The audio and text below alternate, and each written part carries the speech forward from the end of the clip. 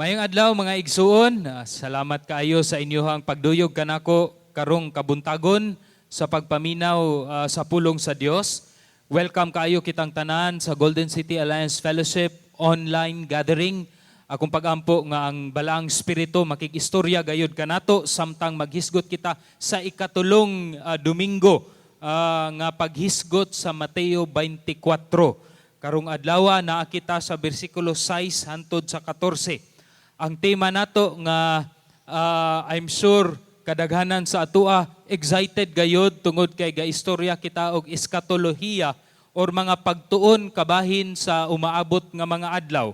Ang tema nato kay ginatawag nato og ang pagpangandam, no? Samtang magtuon kita sa mga umaabot nga butang atong hinumduman nga ang dapat natong buhaton kay dili lamang sige og hunahuna sa mga butang nga umaabot, kundili mag-andam kita karon mao kana ang gina-highlight or gusto gyud nato mahitabo sa mga pagwali karong panahona. Akong basahon sa pagsugod ang Mateo 24:6 hangtod sa 14. Palihog kog ablihi usab ang inyohang Biblia ug mudungan mo kanako, muduyog mo kanako sa hilom lamang nga paagi.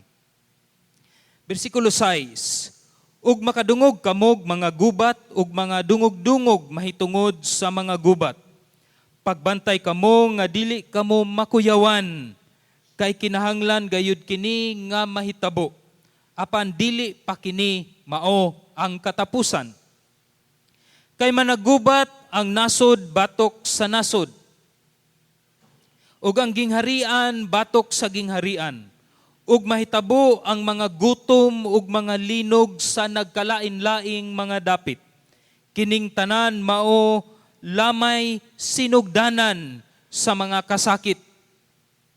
Unya ila kamong itugyan ngadto sa mga kasakitan ug ipapatay kamo nila ug pagadumtan kamo sa tanang kanasuran tungod sa akong ngalan. Ug unya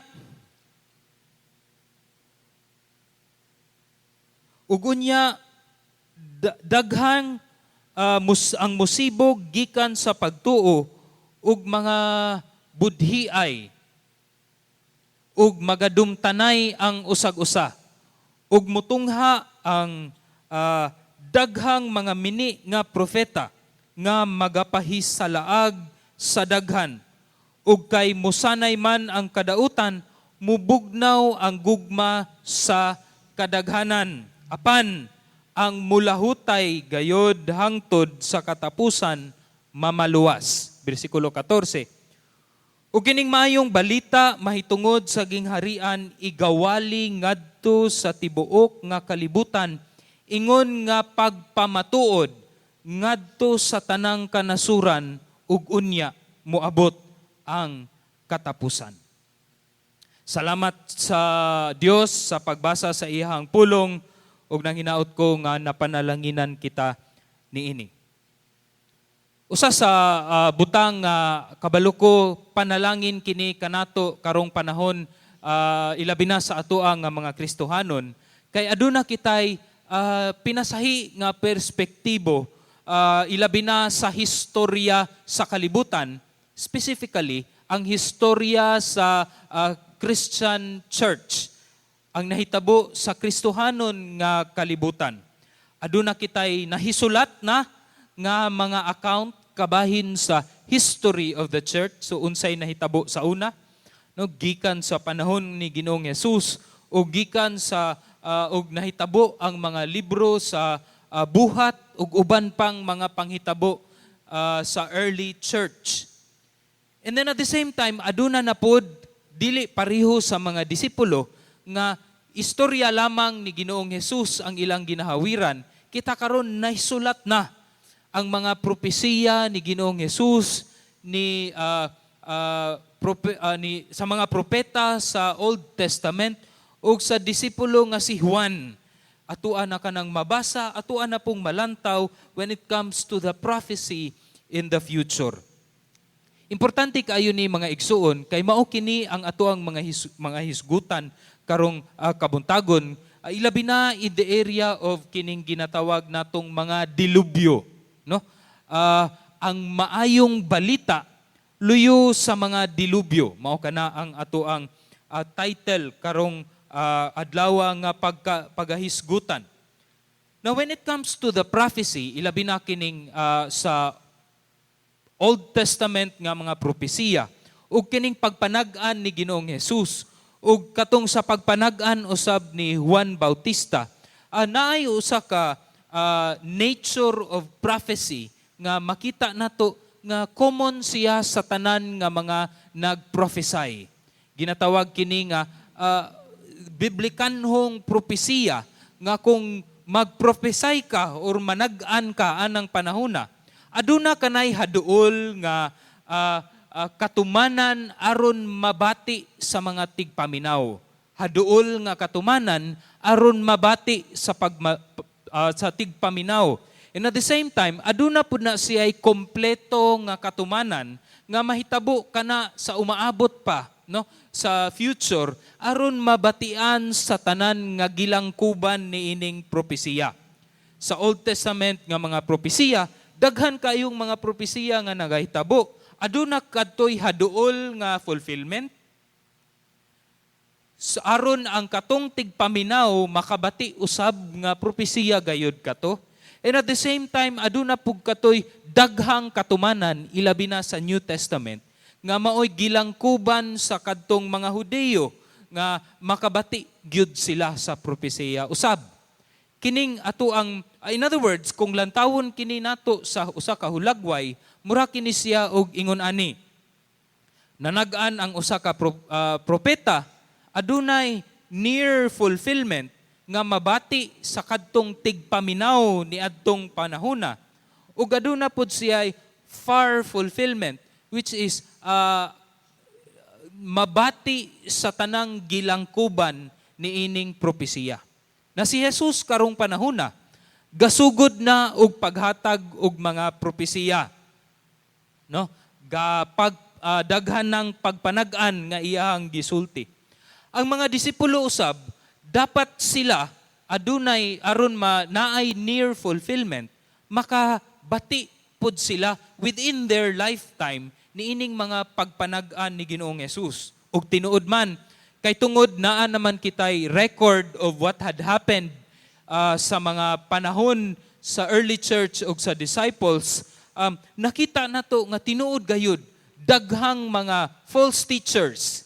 Katong niaging Domingo, nag-istorya kita og mga nagpakaaron-ingnong mga Kristo sa umaabot nga mga panahon, matud pa ni Ginoong Hesus. Mga mini nga propeta, mga false teachers, and the disciples during their lifetime, ilabi na sa panahon nga wala na si Ginoong Hesus, tuan na didto sa tuong kamot sa amahan, ug ang simbahan ni Kristo padayon na og kanang kunayap, no, sama sa usa ka kalayo.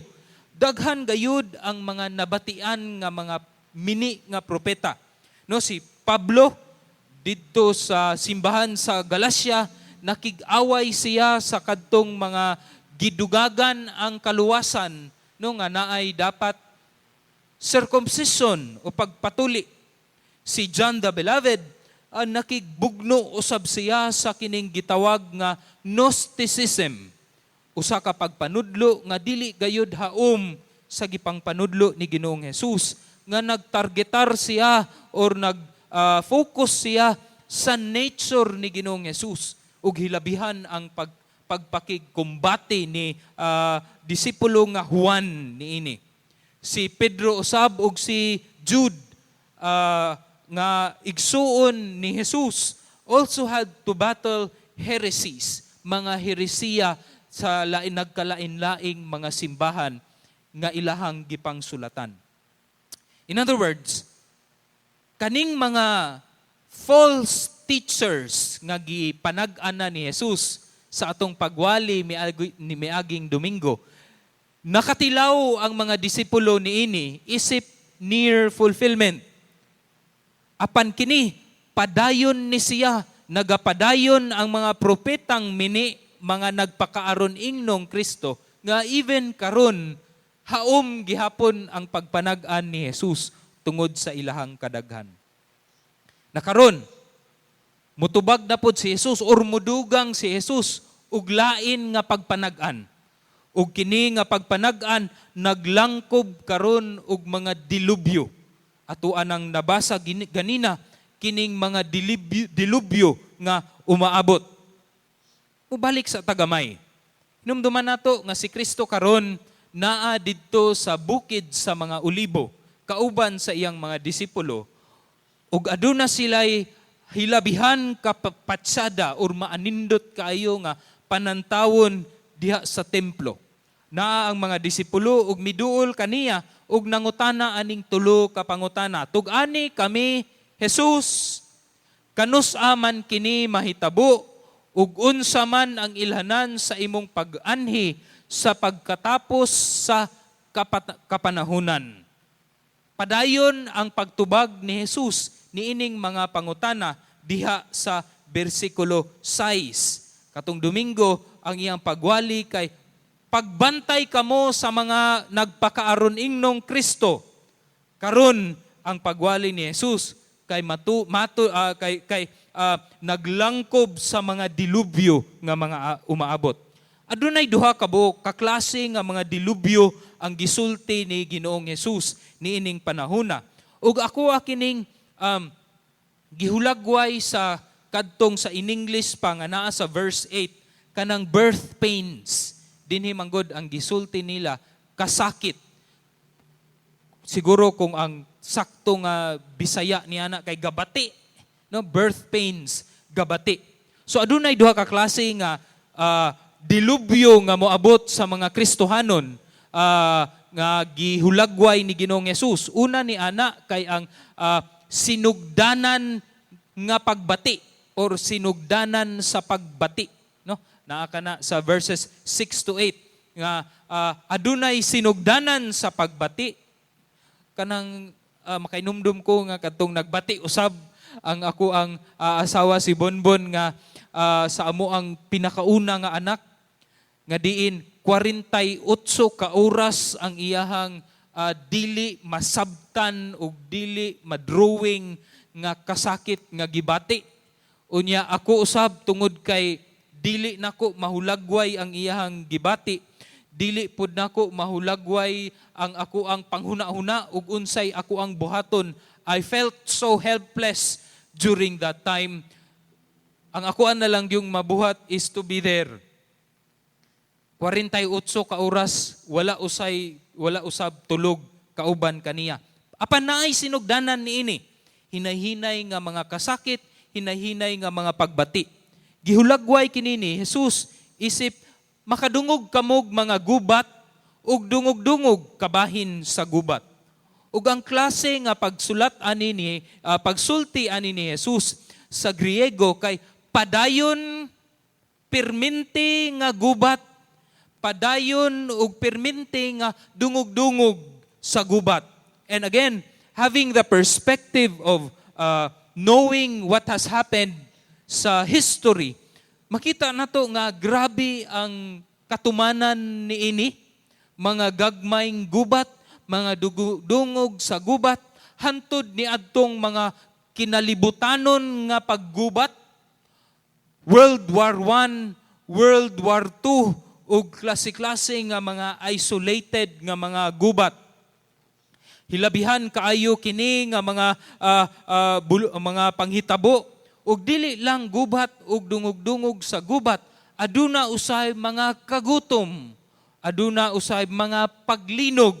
And I believe kauban pod niini ang klase-klase nga mga natural nga mga disasters. Mao ni ang giingon ni Jesus nga sinugdanan sa pagbati. And throughout history, we have seen all of this. Ug ang mga disciples mismo have experienced this in their lifetime. Nga kadtong sa AD 70, tuig 70 ni adtong panahona, naabot si Emperor Titus. Unya gigubat niya ang Jewish people during that time ug giguba ang templo, ni resulta sa pagguba sa templo. Ug kadto nga adlaw mao ang hilabihan gayud ka sakit nga adlaw sa mga Hudeo nga bisan karon nabati gihapon nila ang resulta ni adtong gubat tungod kay wala pa man gyud nahibalik ang ilahang templo nga ilahang ilahang gihulak, no. So, ingon ana ang mga pagpanag-an ni Ginoong Hesus, kauban niya na mga kagutom ug paglinog ug daghan pa. Apan, unsay gisulti ni Ginoong Hesus, pagbantay kamo nga dili kamo mahadlok or dili kamo makuyawan, dili kamo mabalaka, you will not be surprised, dili kamo mo respond diha sa kahadlok. Atong hinumduman mga igsoon, ang kahadlok kay mao kanay mukaon sa ato ang pagtuo. And kahadlok, kabalaka, kay gikonsiderar kana ni Ginoong Hesus, isip sala. Luyo sa dilubyo o klase-klaseng mga panghitabo. Gubat man, natural disasters man, o uban pa nga umaabot nga mga dilubyo nga magkagrabe. Nag-ingon si Ginoong Hesus, nga dili kita mahadlok ug dili kita mabalaka, pagbantay kita sa ato ang gibati, magbantay kita sa ato ang spirituhanong baruganan kay kung sa panahon nga moabot kini, pareho sa panahon nga niabot ang mga dilubyo sa atong mga kababayan sa Luzon, dapat ang ato ang spiritual stance andam na nga dili mahadlok kundi padayon ang pagsalig, padayon ang pagkinabuhi nga balaan diha kang Ginoong Hesus. Mao kana ang una nga beginning of the birth pains, sinugdanan sa mga pagbati. Naay ikaduha usab nga future sufferings nga mahitabo kini sa kinatapusan na gayud kay mauman kana ang klase sa birth pains. Before manganak, naa gayud didto ang hilabihan gayud nga kasakit ug dili lang ako gaingon ana, ang akong asawa mo iniingon ana nako kay di man ko kabalo kung unsa nang birth pains. Apan before nga mugawas gayud ang bata, or in this sense niini nga konteksto, before gayud nga mubalik si Ginoong Hesus at the end of age, adunay kinatapusan sa pagbati. Dili ni siya pagbati, kundi pagbati or kasakit, labor pains and birth pains. Adunay daghang mahitabo sa kinatapusan at the end of the age before the coming of the Lord Jesus Christ, ug ginatawag kini siya nga hilabihan nga mga kasakit or the Great Tribulation nga makita usab nato sa libro sa pinadayag ni Juan Bautista. Adunay daghang mahitabo, adunay pisikal nga mga paglutos. Si John MacArthur would call this a desecration, tungod kay ang mga holy people of God will be desecrated or mapakaulawan, ipadakop or maaresto matud pa sa niining bersikulo 9, dili lang mapakaulawan, dili lang kanang dakpon, kundi pamatyon gayud ang mga matuod nga magtotoo ni Ginoong Hesus, which is why John MacArthur calls this as a desecration, no? Ang mga balaan nga mga katawhan sa Dios, pagapatyon, pakaulawan, pagadakpon. Dili lang kana, aduna usab pagtraidor sa mga kauban, or we call also this in English as defection. Defection. Matud pa sa Lucas 21:16 nga ikaw kanang you will be betrayed by your parents, imong mga igsuon, imong mga paryente, ang imuhang mga amigo ug amiga, ug they will cause or mahimo kanang kanang cause nga ikaw maoy mamatay. You will be put to death. Matud pa ni Lucas sa iyang libro 21:16. Niingon usab si Marcos 12:13. Ang usa ka igsuon mahimong i-betray ang iyang usa ka igsuon ngadto sa kamatayon. Ang amahan, iyang anak, ang mga anak will rise up against their parents, laliman ka, and shall cause them to be put to death. Pagtraidor sa mga kauban. And again, a question will be asked, kinsa maning mga kauban? Mao ba kini kadtong mga tinuod ba ni sila nga mga followers ni Christ? Well, the answer is a big no. Sa sugod, mura sila kunuhay og Kristohanon, nag-apil-apil sa fellowship, nag-apil-apil sa pagsimba, apan sama sa giingon sa 1 Juan Kapitulo 2:19, nga dili gayud sila kauban kanato in the first place, kay nahanaw or nawala man sila. They were never a part of us, kay sila nihanaw man or ni traidor man kanato. Maupod ka na, no? Importante kaayo na nga ato ang pagahinumduman.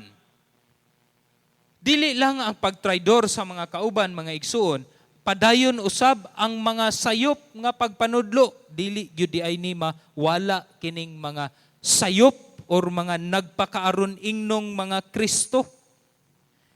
Dili mawala ang mga propeta nga mga mini nga bisan nga giingnan na sila sa church history nga mga heretics, apan padayon gihapon ang klase sa ilahang pagpanudlo. Kabahin sa sayop nga pagsabot kang Ginoong Hesus, sayop nga pagsabot sa Trinidad, sayop nga pagpanudlo kabahin sa kaluwasan ni Ginoong Hesus.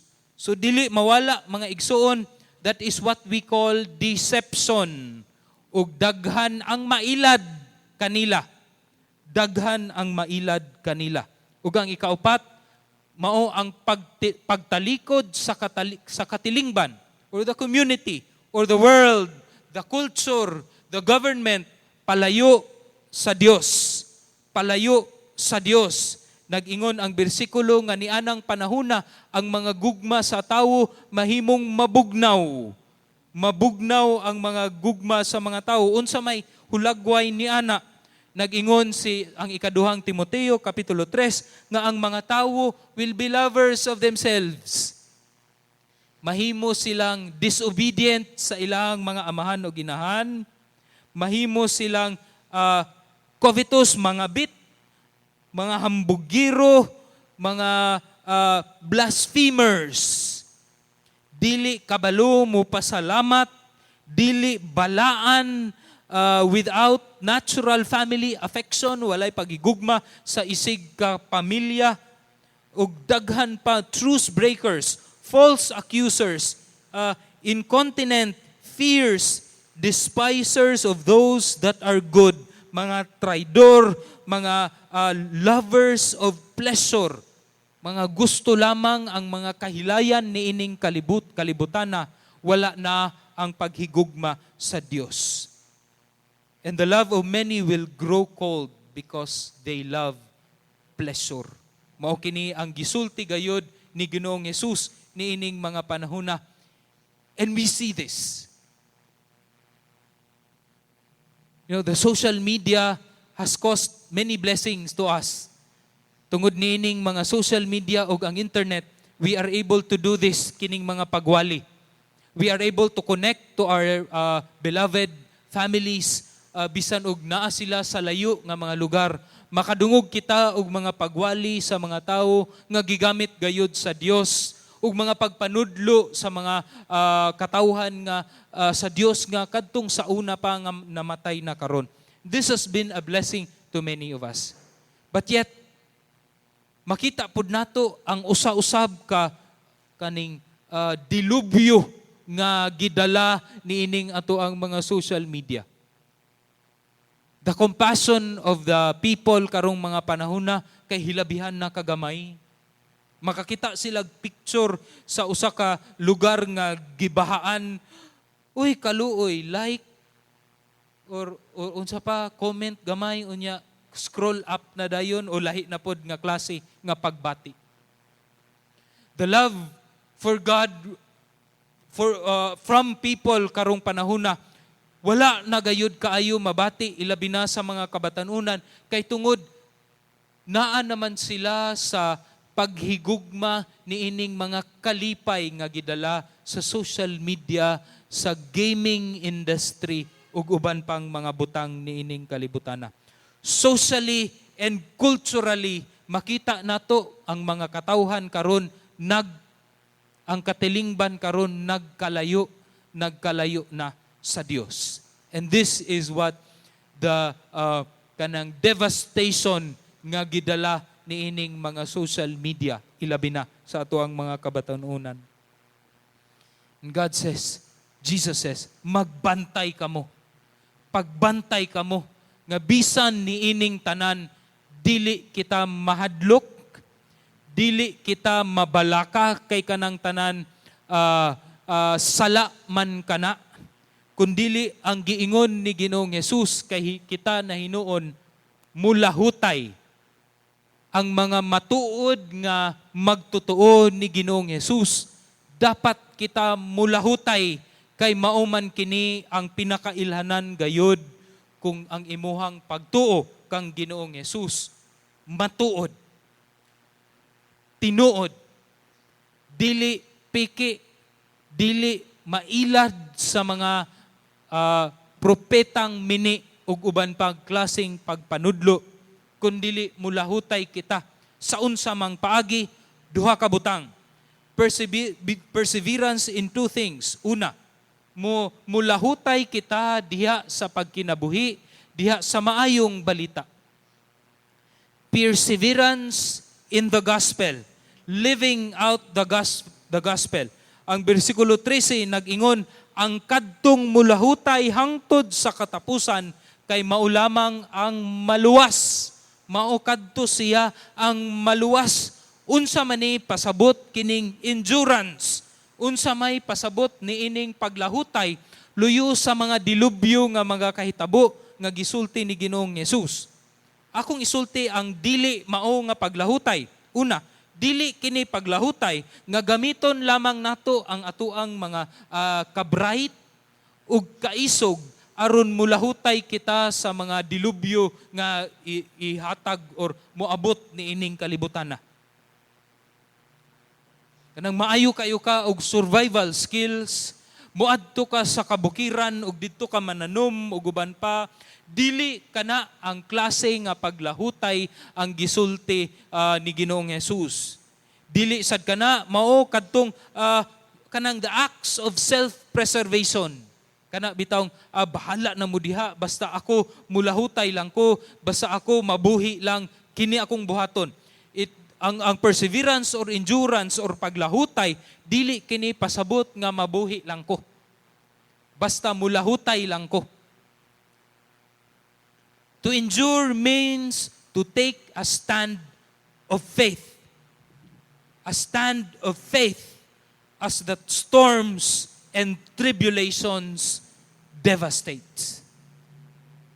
Nga muingon ka kang Ginoong Hesus, bisan man sa bagyo, luyo man sa paglunop, luyo man sa kusog nga huyuhoy sa hangin, ang ako ang pagtuo kang Ginoong Hesus lamang ug wala nay lain. It means nagpasabot kini sa pagpadayon sa paghigugma sa Dios ug paghigugma sa isig katawo. Nga sa panahon nga hapit na mubalik si Ginoong Hesus, dili kita mudagan didto mo isolate at sa atong kaugalingon didto sa bukid kay unsaon naman nato paghigugma sa isig katawo, unsaon naman nato paghigugma ang kadtong mga tawo nga naapektuhan sa mga dilubyo. Ang paglahutay nagpasabot kini sa usa ka kinabuhi nga padayon nga mahimong matarong, matinud-anon, ug balaan diha atubangan sa Dios. This is what right or enduring means. Ang paglahutay sa pagkinabuhi sa maayong balita.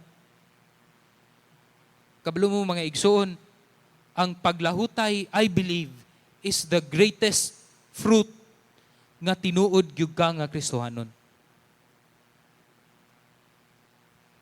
Nga steady ang imuhang baruganan, kay barugan ang imuhang gibarugan man ang pulong sa Dios nga nagwali kabahin sa maayong balita ni Ginoong Hesus. Nga luyuman sa klase-klaseng pandemya, luyuman sa klaseng mga dilubyo, dili ka mapaling-paling, kundili padayon ikaw nga magasalig, magalahutay sa pagkinabuhi sa maayong balita ni Ginoong Hesus. This is the greatest fruit of genuine Christianity. We live our lives in righteousness and in holiness para sa himaya sa Dios. Mga igsoon, karong panahon na, daghan sa atong mga kaigsuunan dito sa North, sa Luzon, nakabati gayud ug hilabihan nga mga dilubyo. Adunay gipadala nga mga prayer request ang klase-klase nato nga mga leaders sa Christian and Missionary Alliance Church kabahin sa sitwasyon sa atong mga kaigsuunan didto. Mga simbahan nga wala nay atop, mga simbahan nga nangaguba na or napuno na og tubig ang ilahang lugar.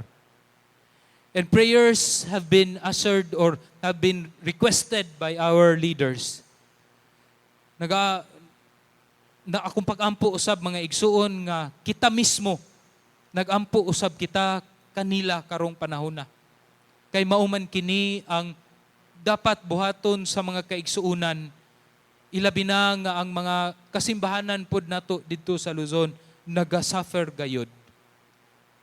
Kung ang usa ka parte sa lawas ni Jesus naga-eksperyensya og kasakit, atuha usab unta mabati ang kaguol sa atong kasing-kasing tungod sa gibati usab nila nga mga kasakit. We continue to pray for them, brothers and sisters. Ug kita dinhi sa GCAF, we are accepting donations. You can give through us aron atong mapadala ang atoang mga hinabang padulong didto sa atong mga kaigsuunan sa Luzon through Kamakop. And I pray that you would give. Kay sa panahon usab nga kita na pod ang maka-eksperyensya og mga dilubyo, kini na pod mga kaigsuunan nato nga wala ta nakaila, kabalo ko nga gamiton pod sila sa Dios aron mutabang usab kanato. We persevere paglahutay sa pagkinabuhi diha sa maayong balita, kay kadtong mga mulahutay maulamang ang hangtod sa katapusan maoy mamaluwas, kay sila lamang ang matuod nga sumusunod kang Ginoong Hesus. Ikaduha klase nga paglahutay mao ang paglahutay sa pagwali sa maayong balita. Paglahutay sa maayong balita. Nag-ingon ang verse 14, ug kining maayong balita mahitungod sa gingharian igawali ngadto sa tibuok kalibutan, ingon nga pagpamatuod ngadto sa tanang mga kanasuran, ug unya mubalik na dayon. And the end will come. Ang ulahing mga panahon moabot na. The end, ang pinakaulahian moabot na dayon. Coming of Christ will come. Kung ang maayong balita mahitungod sa gingharian will be preached through all the earth as a witness to the nations. Again, ang pulong kanasuran dili kini siya mga politikal nga mga nasod, kundili mga tribes, mga sinultian, mga klase-klase nga mga katawhan. Pareho sa una nga adunay mga Amorites, adunay mga Canaanites, ug uban pa nga mga nasod nga nagapalibot sa Israel, Maupod ka na ang gusto nga ipasabot ni Ginoong Hesus nga mga klase sa kanasuran, mga katawhan, mga tribo ug mga klase-klase nga mga sinultian.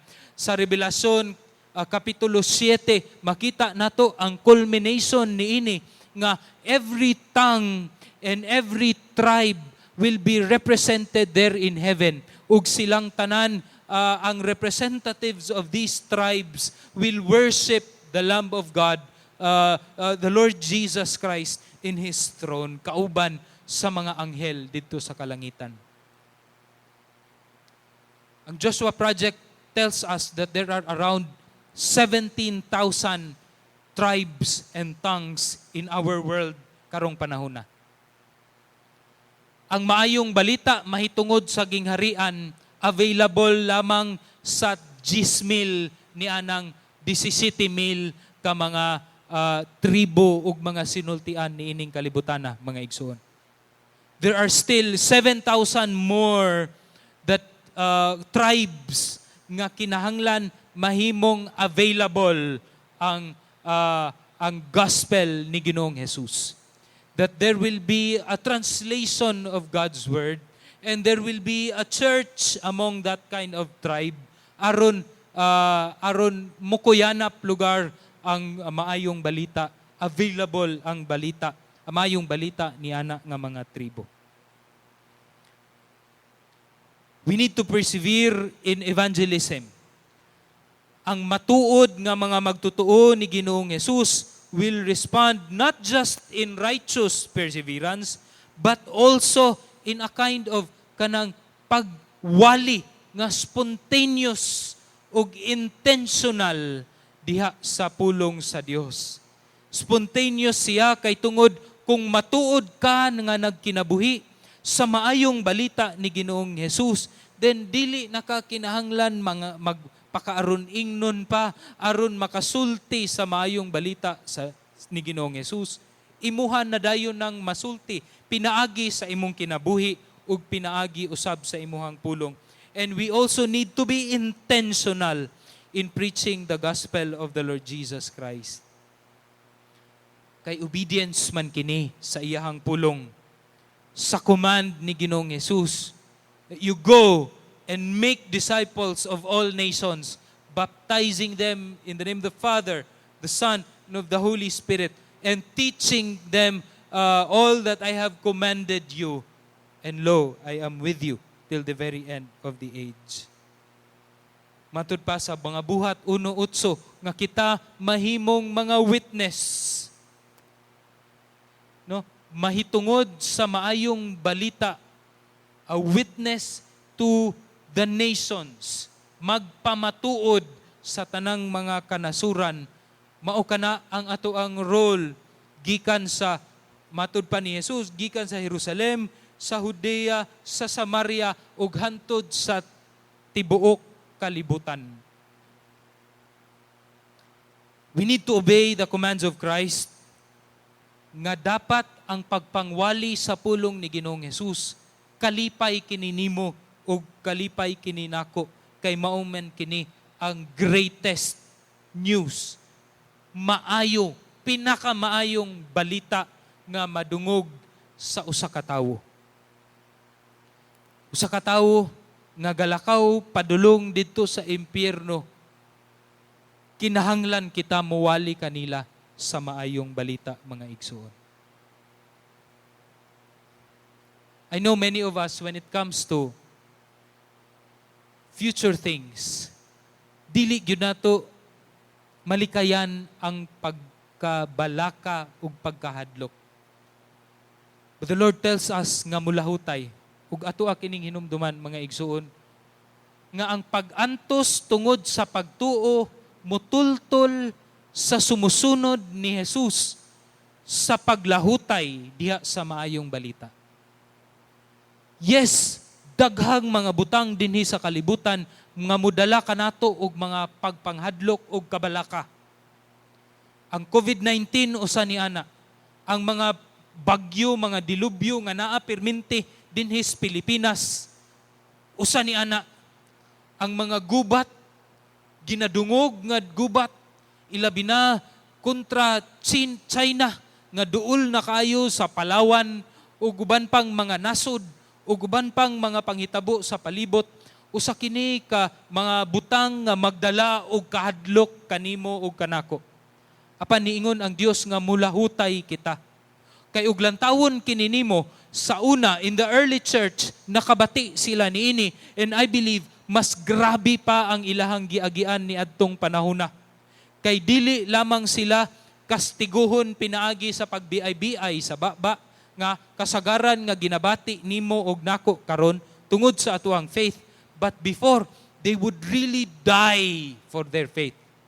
Ipakaon sa leon, pagaputlan og ulo, ituslob sa kanang nagbukal-bukal nga oil ug uban pang klaseng pagtorture. And for 300 years, the Christians before have experienced that. Right after the disciples, even ang mga disciples, they were the first ones to experience og mga pag-antos that cost them their life. This is what Jesus said. Nga mapakaulawan ka sa mga kanasyonan, ipadakop ka sa mga katawhan, pagapatyon ka sa mga katawhan tungod sa imuhang pagtuo kanako. But the early church did not give up. Wala sila nahadlok sa ever-present danger. Kabalo ba mo nga naay mga espiya na ni adtong panahona nga ginapadala ang mga Roman Empire? Espiya aron lang matultulan kung asa ang sila nagasimba. Usually at that time they would gather at the catacombs, very elaborate nga mga caves and catacombs underneath the city, sa ilawom sa syudad. And there are many spies nga gusto gyud nila pangitaon asa man to dapita. But the early Christians, with the grace of God ug ang wisdom sa Ginoo, God has given them strategies in order to avoid. One of that is the area of the symbol of Ictus. And I've told you this before, but it's just an amazing story of how God has worked through their lives. Ang simbolo sa Ictus, mura siya og usa ka isda, duha lamang siya ka curve. Apan lawom kaayo ang pasabot ni ana. Aduna kanay mga letra nga nagpasabot og Greek letters, iota, chi, theta, epsilon ug sigma. These letters represent the words of their faith.